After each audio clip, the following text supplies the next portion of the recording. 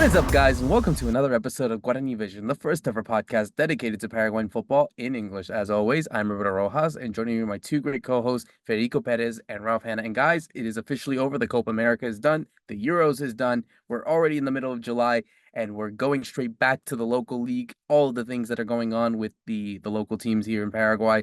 We got some teams playing in the Sudamericana as well that we obviously have to keep an eye on to see how well they can do in international competitions. Obviously, the Olympics is also nearby. We already have some big news there, but we're actually going to wait for that. We're going to wait for that. We're going to talk about that in depth in a later episode, so stay tuned. But I think the big news coming out of this week, or at least, in this kind of break that we've had where we haven't been able to do the show after the fallout, what happened to Paraguay in the group stage of the Copa America, the firing of Dani Ganero, which of course was official a couple of days ago as well. And it looks already certain that Paraguay are not resting. They already have found a replacement that we're going to obviously talk about in a bit.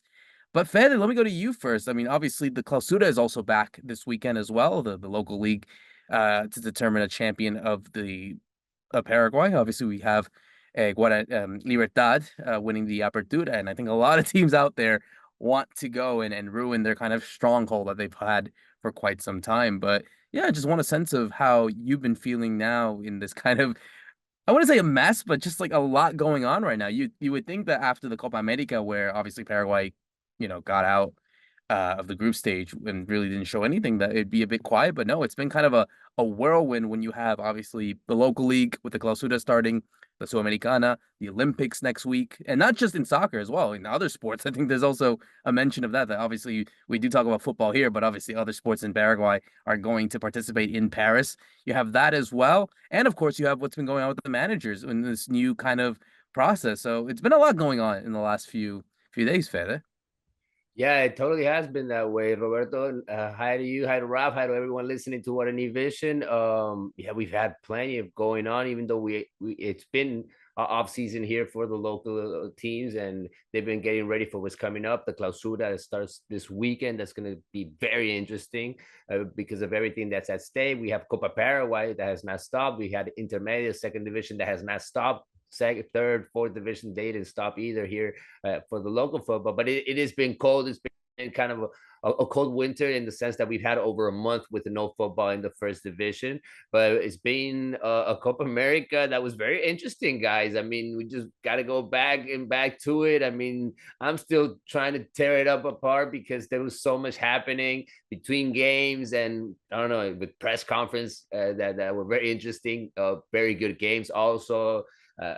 In this final game between Colombia and Argentina, everything that happened in the preview. I mean, from the press point of view, from the journalist side of it, also for us, it was very interesting because there was a lot of events and a lot of chaos, a lot of things going on. I don't know how you guys lived it. That were over there, you guys were over there in the States, but for me, it was kind of a thriller, watching it from here, watching it from home, and the way we lived it, especially because after Paraguay fell out of the competition very early. We were just watching every game and hoping maybe each of us for a certain team to win it. And I don't know. Besides the fact that Argentina won it again, it was a very good it was a very good competition. It was a very good tournament from Colombia. Props to them. I mean, we talked about James in the preview. I remember when we talked about Paraguay going up against them, and look at him being the MVP of this tournament, just not being able to pull through in the last game. But I think a lot was learned from this ahead of 2026, not only for the Americans that they're gonna have to obviously put the World Cup together with Canada and Mexico. That's not gonna be easy. We saw what could happen in this CONMEBOL Copa America, but also for us. I mean, it is time to learn from our mistakes, and we've been going up after Argentinian coaches. And I was just looking right before we were coming on the air. I mean, he's gonna be our ninth Argentinian coach, guys, and I think it's I don't know. I think he's going to be our fourth in a row, also. So there was a lot of talk, after Ganero's job was done, especially after that game against Costa Rica, where even players are now saying it felt like a funeral. Like you could see and you could feel that after that game, it was over for Ganero. He was not going to come back, and eventually he was fired. And we're going again with an Argentinian. Yeah, he has the experience. He's 61 years old. It was Felipe Scolari. I think that was a name that was also being thrown around. Jose Pekerman, another Argentinian, another experienced coach. No Paraguayan name was pretty much thrown out there, even though there are a couple of coaches that maybe some people wanted to see have an opportunity. But we do have to talk about Gustavo Alfaro, what he can do, what he can arrange in this situation that we're in with the Albirroja. And obviously, you got to talk about everything that's coming up. I mean, I don't know where you're going to begin, Roberto. I don't know. We got so much to do. We got to do several episodes to put people up to date. We do, but we might as well do it in one episode here for now. But Ralph, yeah, I mean, first things first. I mean, obviously, welcome, but also just a general assessment of what Fed's been saying about everything that's been going on, be it in the Copa America here in the United States, kind of the fallout, and just everything happening in Paraguayan football. I think it's going to be a really big month, you would say, or not like July, August, but like in general, the next 30 days will be a really big one for Paraguayan football. Yeah, that's right. Hi, guys. Hi, everybody. I mean, Fede summed it up really well that there's so much stuff going on that we just don't have time to talk about. Like the Copa Paraguay, by the way, Recoleta won a game 3-1 where they played their president and he scored and he brought on his son and he scored too. And they go through to the next round of the Copa Paraguay. That's these crazy stories that are happening because it's the early rounds. We had the women's team are playing friendlies. They lost to Chile recently. It wasn't their full strength team, but there's so much stuff going on in and around everything. But all our focus has been, a lot of my energy has been on the Copa America, of course, with what's going on. And if you remember, I can't remember if we said it on the episode or we said it offline, but it was thought to be the final words of Garnero in the changing room was like, I don't know if I'm going to be at the next game.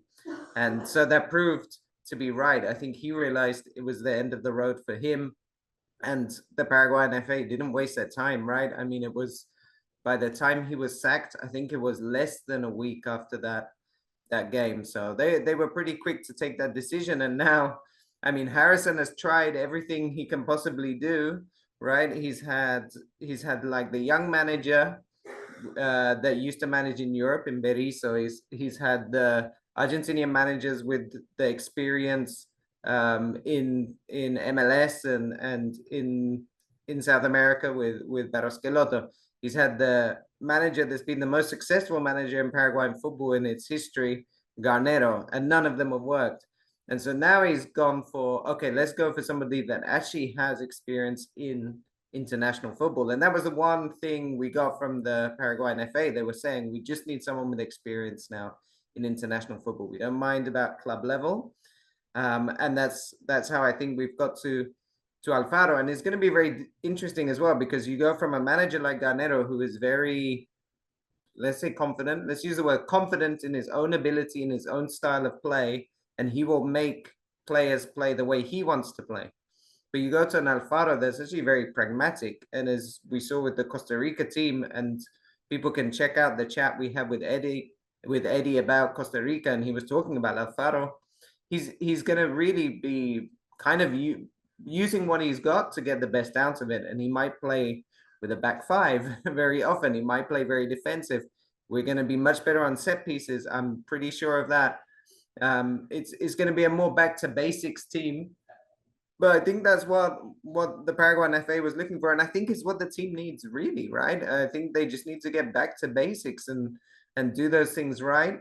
And so now under Alfaro, I think that's going to be the kind of thing we see. It's not going to be particularly exciting, but the hope is it can become more effective. And so Paraguay can return to the US for 2026. And the big hope is that for fans and for journalists and everybody attending is that tournament could be much better organized than what we saw in the Copa America, because Fede alluded to it. There were a lot of issues there. And I think in the end, there was only one Paraguayan journalist at the final. But yeah, I think people who follow football will have seen all the scenes that were going on and everything. It was pretty much chaos in there. So we're hoping for something much better in 2 years. And we want Paraguay to be part of that, of course. So let's go into that. Let's go into obviously the name that is looking likely to become the next manager of the Paraguay national team. It is Gustavo Alfaro, as Fed has mentioned. I want to go to you first on that, because I think in a way of apathy, you would say towards, the national team these days, you would feel as if though we're in a position where, okay, it's our third coach in 10 months. We would have gone through three coaches and we're only a third of the way of the qualifying process. We're not even halfway, but we're already gone through three different coaches. So I guess going into that, Fede, and understanding that, yes, even though Alfaro has the resume of being able to manage national teams like Ecuador and Costa Rica, he's had the experience of managing clubs like Boca and many other clubs in Argentina. But do you feel as if, though, heading into this one, especially given the circumstances that we're in, that we should just lower the hype a bit? Like, even if there is this sort of best case scenario with Alfaro because of what he's achieved, do we feel as if though we just need to just lower the hype and go into a position where, we obviously still want Paraguay to do well, but don't feel as if though we're going to be very um positive on the sense of what could happen at this point, if that makes sense? Well, guys, we're going with Alfaro. He was the name that was picked, and after seeing that last image, I mean, I can't get that off my mind, guys. I mean, that last image of our Paraguayan players, I mean, being eliminated from that last game against Costa Rica and losing in a game that everybody thought that we had an opportunity, and it was the opportunity for them to launch themselves, the players, and especially for Garnero, when it was his last chance. And if he would have won that game, he would have probably kept on going with the job. He would have probably been our coach in September, even though he was probably going to have a hard time against Brazil and against Uruguay also, just like Alfaro is going to have now. But that image, guys, I mean, it was Alfaro picking up our players on the field as they looked totally beaten by the rival, but by the situation also, and it wasn't Garnero picking them up. And then I got the detail just a couple of days ago, guys, and this is something that was brought up to me, that somebody from the FA went to the locker room and had the first chat right after the game with Gustavo Alfaro. That's when the negotiations started. They knew the situation that Gustavo Alfaro was in Costa Rica. I believe Costa Rica does not have much money right now to pay their coaches. That's why they made a small contract when he was unemployed. But now he had the opportunity to have two jobs, guys. It was Paraguay or keep on going with Costa Rica. I don't know how people in Costa Rica are feeling about this coach, about him making this decision. I talked with a couple of colleagues these last couple of days, and they're all talking about he's picking the money because he has a clear opportunity. He has a clear shot to go to the World Cup with this team. But as of right now, he's picking Paraguay. So I don't know what to make of this. I don't know what to think of this situation in particular. I don't know if this could come back around to hit us eventually if another team wants to come. I don't know what's going to be on that contract, but I do know he has a whole bunch of challenges ahead of him in this locker room to build a new team, maybe even to look more and more into the young players, because we're going to have a team that's going to play the Olympics very soon. And I do think there's a lot of players from that team that could be potential players on the senior national team. But the negotiations with Gustavo Alfaro ended as the final was being played, guys. I don't know if you saw that Robert Harrison was at the final. He was at the stage as Messi was giving the trophy. And I was told just a couple of hours ago that the handshake,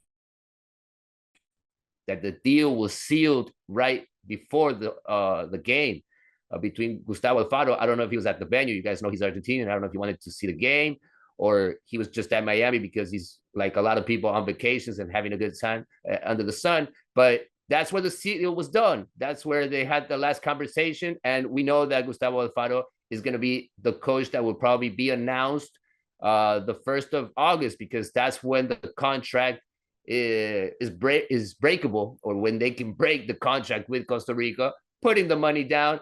That's why there's a lot of people saying in Costa Rica, it's all about the money for Gustavo Alfaro. For us, it's about picking the right coach. And hopefully it is Gustavo Alfaro. I have my doubts about the situation, a lot of doubts about the future, especially this upcoming games, guys. I don't know how we're going to play against Uruguay. I don't know how we can do something against Brazil after the game that we saw. in this Copa America. So I'm not looking forward to this future that's coming up, Roberto. I'm not getting my hopes up yet. But hey, Gustavo Alfaro is coming for the long run. He's coming for the World Cup. His contract is until the next World Cup. It feels as if though, Ralph, we're dealing with a patient that's in critical condition, and Gustavo Alfaro is now the next, doctor to try to save them, the next surgeon. Where do we go from here? He's more like a miracle worker, because he said when he was in Ecuador, right? He's after the impossible utopias. And I think Paraguay at the moment is definitely that kind of challenge. It's interesting, right? First, Fede talking about his motivations, because it's true. I mean, Costa Rica is probably in a better position than Paraguay right now, especially based on the Copa America, because he got that young team to actually perform very well. There's a few players I think will make moves maybe to Europe or to bigger leagues because of the tournament.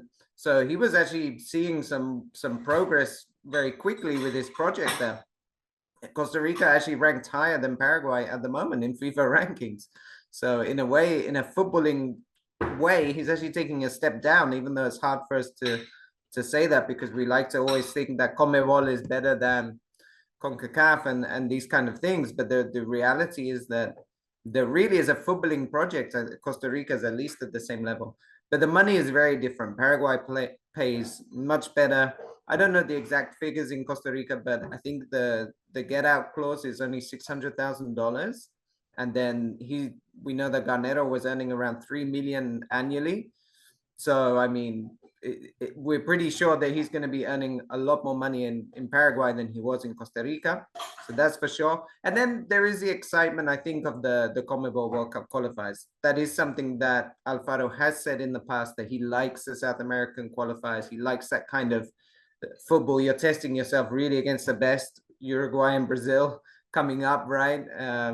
So I think there's something there of the footballing challenge. What are we going to see? Yeah, well, we talked about his motivations. I think what's really important is what are the motivations of the players, how the players reacting to this. I can't, from being there, I can't really emphasize this enough, like how important Julio Enciso has become to Paraguay, like everything, like what they do, what they're going to do off the pitch. If he wants to turn up and play, if he doesn't, it's going to be up to him. Nobody's going to motivate him more than himself, if that makes sense. And so how is he reacting to Alfaro? We need to find that out, I think. What about Ramon Sosa, who's now kind of buddied up with him and they're together? So I think now a big question is, what's it going to be like in terms of the players and how they react to this appointment of a manager that I would think, I'm just trying to think off the top of my head, but very few of them will know him or will have worked with him, unless maybe some of the older players, and it's those older players that we're trying to move aside as we bring in this young generation. So that's maybe my big question mark, is what are the players thinking about this appointment? Yeah, it's very interesting. I'm trying to think as well. I believe, looking at his resume, that he kind of worked at Boca Juniors. So you have Junior Alonso, I think, there, who used to play for them.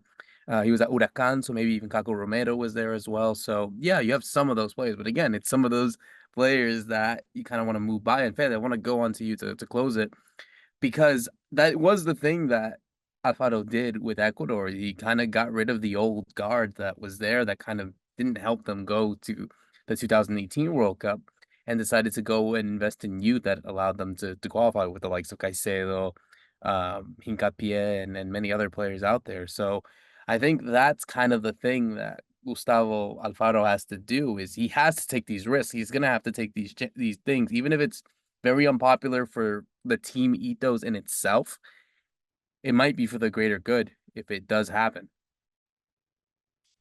I do think he's a strategy coach. Also, I think he's very good at setting up the games. I think that's going to be something that we're going to see totally different from Garnero, who was somebody that was not setting up the games also correctly. I do think there's going to be a big change in Gustavo Alfaro.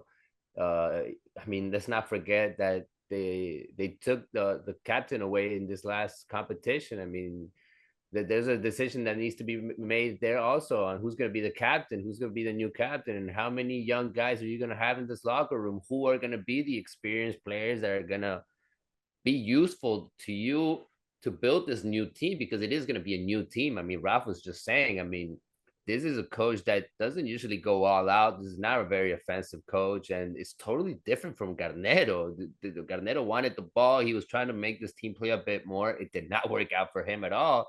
But I think under Gustavo Alfaro, we're going to see a totally different mindset, and hopefully the players get under that idea very quickly, because that's what needs to happen for the atmosphere also to change. I mean, not only in the locker room, but also with the people, Roberto. I mean, they need to show some fight at least in these upcoming games against a Uruguay that we saw is already a team that's built. They're only going to miss Luis Suarez, who played his last games, but they have a starting 11 that we're going to see probably again against us, unless they get a couple of players sanctioned because of what happened in their game.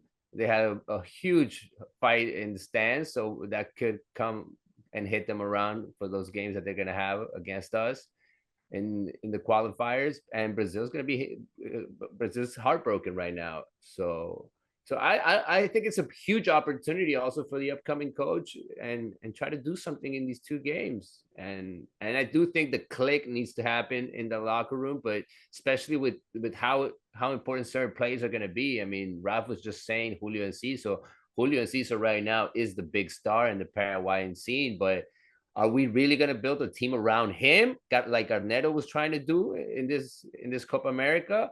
Or is he going to be just a player on the squad, and he's going to have to really maybe even convince this new coach? I mean, the coach that we're bringing has experience. He's managed a lot of young players, and hopefully he can also manage our young players, our young stars, because they believe that they're stars right now. But in the national team, it has not worked that way for them. Yeah, and Ralph, I think as well, he is a very philosophical manager from what we've seen. And I don't think Paraguayan fans are really, I want to say they're not fond, but I don't think they're prepared for such a thing. So when the results go badly, or if they were to go badly, that's just going to go create a lot of more tension, you would say, towards someone who kind of talks a big self, you would say, from a philosophical point of view, even if even if he is very tactical in the way that he plays too. Yeah, I know what you mean in terms of talking about the impossible utopias. Yeah, people don't want to hear that. They just want results. I think Paraguay has become very desperate for results just because we need them. There's no other kind of way of looking at it, because even when Garnero lost that first game against Colombia, which now looking back and looking how well Colombia did and got to the final, it wasn't such a bad result on its own, like isolated losing 2-1. But Paraguay just needed results. So the fact that Garnero is saying, "Oh, I had some good feelings about the game and I saw some nice things," people just didn't want to kind of, they weren't interested in the feelings of the game, because we're just looking so much at results now. And it's going to be the same with Uruguay and Brazil. I mean, like Fede says, if we have the chance to play Uruguay without some of their key players, or we know we have Brazil that just beat us 4-1, but really is one of the worst Brazils at the moment in their history, then I think people just want to try and see some kind of results and not really worry about the style or the thoughts of the coach, right? It's become very much like that, but because of the situation we're in, because you talked about being in critical condition, Roberto, is kind of like that, right? This really is critical, and these, I think it's 6 games coming up the rest of the year for the World Cup qualifiers. That's pretty much going to define where we feel we can go in 2026. Is actually, this is, by the way, the biggest problem that Harrison has had at the Paraguayan FA, is when he brings the managers in, they have no time. So if you remember with I remember with Garnero, it was like, well, probably there's not really going to be much time now. And as we saw that, or we saw the same with Barros Schelotto, that by the time they came in, they just had to hit the ground running, and they didn't get the results, and then Paraguay couldn't really qualify. So it's that same kind of issue. It's like you just have to results. You can't really worry about substance or get philosophical about the play. You're just gonna have to somehow get points from these games. Yeah, no, I think it's it's a bad situation to be in for any other manager. But if Alfaro is up for it, if he knows what it takes, then it shouldn't be, at least for his sake, it won't be hard to get the support. I think getting the results that he needs, no matter how it happens, 3 points, whatever it may be. I think that's the best way to get people on your side. Then you could talk about style, then you could talk about players. I think getting the results, whatever way to win, is the one to go moving forward for now. So we'll have to wait and see. We have to obviously wait until it is official, and then we'll obviously have those chats moving forward in terms of players that he's going to be selecting, and of course heading into the World Cup qualifiers that begin in about a couple of weeks. As we switch our gears now to the Copa Sudamericana, because we have two Paraguayan teams participating in it this week. They both kick off their round of 16 campaigns in the Copa Sudamericana. First off, we have the first team that is playing tomorrow at the time of recording. It's Libertad against Universidad Católica of Ecuador at the Defensores del Chaco. And then the following day, it's Cerro Porteño against Atlético Paranaense over there. La Nueva Olla. So, Ralph, two very difficult ties, you would say, for both two teams. But it's definitely doable on the sense of how they've kind of gotten through their campaign. Yes, I think it's going to be a big ask for both of them to go through, especially for Cedro against the Brazilian side, which is always difficult. But Emiliano gave him a good chance, a good fight over there in the Sudamericana group stage. So I think there is this sense of hope, and obviously Cedro is a way better team than Emiliano is, but yeah, it's going to be a really tough ask. And as for Libertad, taking on Universidad Católica of Ecuador, I think it's going to be also very difficult to see how they can go through. But I think they could also fancy their chances if both two teams get the results that they need at home. I think that's always the important part. Yeah, talking about hitting the ground running, this is the same kind of thing because both teams play at home. Libertad face Universidad Católica tomorrow, and is those kind of games that they feel they should win, and I imagine they are favorites on paper. But it's these kind of games I think Ariel Galeano struggled a bit with, which we saw in the Libertadores. That maybe they don't have that. What's the word? Like they don't seem to be able to impose themselves sometimes in these matches where they should be able to. So it's going to be the big question mark I have is what kind of team are we going to see? Because during the Apertura, we saw like almost one team for the Apertura and one for the Copa Libertadores. It was very different. And you had, for example, Roque Santa Cruz starting in the Libertadores games and never playing in the league. And there was that kind of thing. Now they've had a long rest. Some players are back from injury. So do we see that, I don't know, that maybe he switches it up and we see more of the Apertura team that ended up winning the league title that ends up starting the game. I do think kind of man for man quality, then Libertad should be strong enough to win this match at home, and then things can get difficult in the away leg, having to travel to Ecuador. But you kind of feel that they should have enough.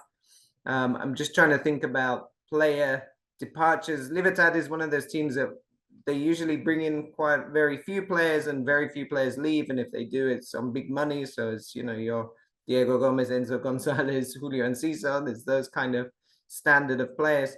So I think they're pretty settled in that respect. They don't have any players in the Libertadores except for I think Marcelo Fernandez. In the Olympics.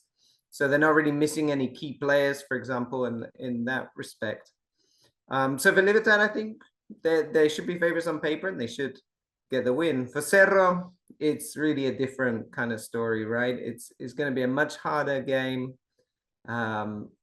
They always struggle against Brazilian teams, apart from, I think, there's that one win I can remember against Mineiro when Chiqui Arce was manager, but generally they really struggle against Brazilian sides. There's been a lot of movement with Cerro. They have some players in Olympics. They have Fabricio Peralta has just left to go to Cruzeiro. They brought in some players, most notably Francisco da Costa, who's from Brazil, who was playing in Bolivia. and previously played at Sudamericana. They've had this tour of Spain where they went to Spain to train, and they played against a team from Gibraltar. They played against Kilmarnock. They've come back to Paraguay, where they played friendlies against Platense and Sudamericana. So there's been a lot of movement and things going on. The big question, and I can't answer this, is was in that time Manolo able to get together the team and be preparing, using all those games to prepare for this? You would kind of hope so. You would hope that maybe that was his goal, to use all that time to set up for what's such an important game. And then the last thing about Cerro, I think the big kind of news, and maybe it's almost like a new signing, is that they did manage to keep Cecilio Dominguez. There was rumors that Cecilio Dominguez might leave. He signed a contract extension. He's happy. He's going to stay there. And he's such an important player for them, right? If he's playing well, then they have chances to score goals. And that's what they're going to need to do against this Paranaense team. But again, I think Libertad should find a win. Cerro is going to be much, much harder. It's gonna have to be somebody else pulling through, Ralph, because I got bad news for everybody that's rooting for the Azulgranas against Paranaense. Cecilio apparently is gonna be out for these 2 games because of an ankle injury. He came back like that from Malaga. He never recovered. I think it's gonna take longer than what even Cerro expected. That they try to do everything for him to come back, but he's not gonna be available. So you're gonna have to change it up. Might even have to use one of these new names. And yeah, I don't know what they went to do over there in Malaga. I mean, they went all the way to Europe to play very small teams. I thought they were going to go to Europe to play a couple of big names, but no, it wasn't like that. It wasn't that kind of preseason.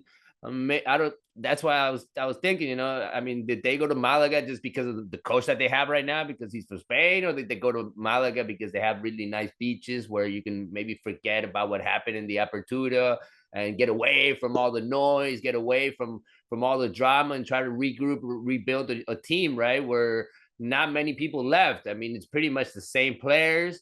Even though you lost a couple of names, like you were saying, you're still going to need your Iturbe to pull through. You're still going to need Aguayo to keep on growing as a player. And let's not forget about Aguayo, which was probably the big name in Cerro Porteño in the first months, even getting a call up for the national team, even though he was out for the Copa America by Garnero. I mean, it might be one of the new names, like I was saying. It might be Chico da Costa, the Brazilian. It could be even Derlis Rodriguez, which was probably the signing nobody thought was going to happen. This is a player that's coming off of Tacuary, a very small team that doesn't usually play offensive football. Doesn't usually play with that pressure of people on the stands. And Cerro's going to play under that pressure. So it's going to be get out there and show your stuff right away for these players. And with no Cecilio there, I think that's going to be the big challenge. And with no Pachi Carrizo also in the starting team, this is something that's catching my eye. I mean, from the coach, I mean, he's not using that player that much in the continental stage. He hasn't used him starting, at least in most of the Libertadores games. And then he throws him out there when he needs him in the second half, try to fix the game in that sense. I want to see how Manolo has also learn from his mistakes, learn from his experience in the Libertadores, because he really needs to do something in the Sudamericana against a very strong team, I would say, from the Brazilian league. They have not stopped. Brasileirao has kept on going during the Copa America, so they're coming off with rhythm to play Cerro Porteño. So watch out for this team. I mean, Cerro has to really respect them and be smart in these 2 games that are coming up. As for Libertad, we might see a couple of new names in defense, I believe, and maybe in the midfield. I mean, there are a lot of players that are getting healthy. Lorenzo Melgarejo didn't play much of those last games in the Apertura. He might come on into the starting team even, and I'm looking forward into seeing if Libertad can take advantage of these players that are coming back. If they can play a bit better and take it to the next level, right? I do think they're going to have to do that in the Sudamericana. I think they're going to go through. I just, like Ralph was mentioning, I think they are a better team than Universidad Católica, and I think they have the better upper hand. So if I'm going to have to go with a quick prediction out of these 2, I am thinking Libertad can do a bit more with the opponent that they got. Cerro has it very hard against Atlético Paranaense, Roberto. Yeah, I think I'm kind of feeling that way as well. I think Libertad, they should have enough to be able to go past Universidad Católica, whereas for Cedro, I think it's going to be a much bigger uphill battle. I mean, Ralph, do you feel the same, or do you feel like maybe Cedro do have a chance in this one? I mean, I don't know. Cerro have a chance. Yeah, they have a chance because, like you said, I think Emiliano gave Paranaense a good run. There's always those kind of possibilities, but I can't see that. I don't see them as a favorite. I think it's going to be a struggle. It's a chance. It's a hope, but I think it's as far as that goes. Libertad for sure have more of an easier path in this round because remember we're just talking about the home leg right now. Then Cerro will have to go to Brazil and either get a result or defend a result. It's always very hard. That's an artificial field, I believe, right? Atlético Paranaense, because I've heard the detail that Cerro Porteño is going to try to get a couple of practices, a couple of runs here at a artificial turf right before going to Brazil, because we've had a lot of Paraguayan teams having problems when they have to go against these kind of teams and these kind of turfs, Roberto. Yeah, it's very much a difficult ask, but hey, you never know what could happen in football these days. Maybe they could shock a lot of people and get a good result, which again, I think Or going we to can play in an NFL stadium again if you want, just like the Copa America. I mean, you soccer want to is make the now field, being you want to make played the in field NFL shorter. stadiums. You want to make the Let's field play shorter. anywhere. We You can want to play make anywhere now. you want to make the field shorter. You want to do that. You want a halftime that has 40 minutes in between and put like 2-3 artists. Do it also. There's plenty of time. Oh man, I wish it was that easy. If only that could happen for a lot of Paraguayan teams. They could have won titles beforehand, but we don't live in a perfect world, sadly. Obviously, a team that definitely wants to ruin their perfect world is Libertad. They want their perfect world to continue in the Clausura because obviously the Clausura begins this weekend. We have obviously a Libertad side that is, of course, winning the Apertura. And I think when you look at it from really the entire aspect of things, I mean, yeah, Olimpia, they're trying to get into this fight as well. Guarani, they're trying to do it as well. Cedro, of course, are always going to be in there, but I don't know, man. Ralph, I'll go to you on this one first. I mean, I think it feels as if the Libra are going to do it. I mean, Cedro are going to go now. The last time that they won, it was the 2021 Clausura. So if they don't win this one, that's 6 straight years without winning it. 6 straight tournaments, I should say. And that's not good. That is not good. That's one of the biggest droughts. And in fact, that's as long as I remember that Cedro haven't been able to win one league title. Yeah, there's big pressure, I think, on Cerro because they keep coming just short, and so it's not like they're a lost cause. They always seem to be quite close, but they don't have that like spark to get them over the line, and usually it's to Libertad that they're losing the title, and you see those two going into the opening weekend of the Clausura. It's definitely Libertad and Cerro that everybody else is looking at. Olimpia is such a big club traditionally, and you kind of hope for the league as well that they can put up more of a fight because let's be honest, the season becomes more exciting when Cerro and Olimpia are fighting up there because they have the bigger fan bases, and so that makes it that I think gets more of the country kind of involved and people following more of the local league. But based on what we've seen from Olimpia in the Apertura, I don't know if you always felt they were like snatching results, but they weren't ever building a team or starting to play in a system that you thought, okay, this team is looking good. It was more they were, despite themselves, they were managing to find results kind of just through fight, through mentality. So they need to improve technically to be there. The other teams to look out for, I think, never write off Guarani when you have Chiquias as coach, because he does have that habit of if he can pull a run together of 7 or 8 teams, 7 or 8 games, sorry, then suddenly in a short season like the 22-game season that it is, then you have a good chance. And then Luqueño is you have Julio Cesar Cáceres, who's won the title before at Olimpia. And a lot of people, when we're talking about should there be a Paraguayan coach for the national team, I think most people were thinking of him, a player with a lot of experience going to World Cups as a player, but having won some titles, being part of Olimpia, which obviously everybody, or at least half the country pretty much supports.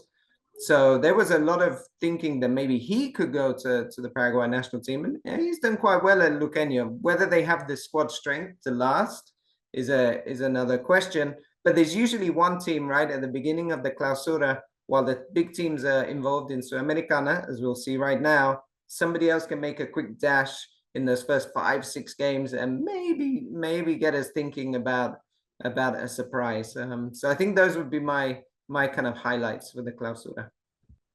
Yeah, totally, Rob, because you have a lot of teams that are totally rebuilt also, right? I mean, you look at Tacuarí, you look at Sudamericana, you look at all these teams that are going to try to fight to stay in this first division, and they pretty much rebuilt themselves. I mean, General Caballero also, but they took off a very good coach like Humberto Garcia, and he's really building up a whole new team there. So you don't know what to expect from these small teams in these first couple of games. They might have a big surprise against the big teams, and those are points that come back to you at the end.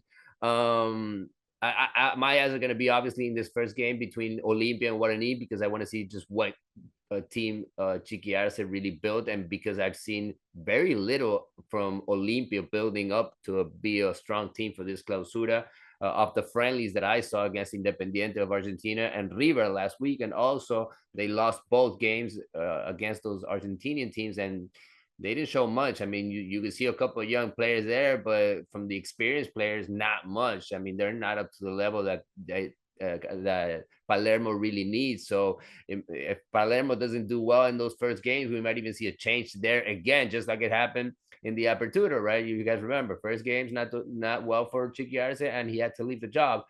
I think it could happen again in Olimpia. But the team that I'm really looking forward to seeing is Luqueño. I mean, Luqueño made a couple of interesting signings that I think could really set the mood there in Luqueño for a streak of games, and just like they did, have a good run and put the fans by their side. I mean, this is the team that I'm going to be rooting for in these first games, because I want to see Luqueño getting fired up in this tournament, in this Clausura, and be one of the strong teams, because it's going to be, again, I believe, a battle between Cerro Porteño and Libertad. I mean, Cerro is coming for the revenge, guys. I don't know if you guys saw the Twitter, the Instagram that they threw out there.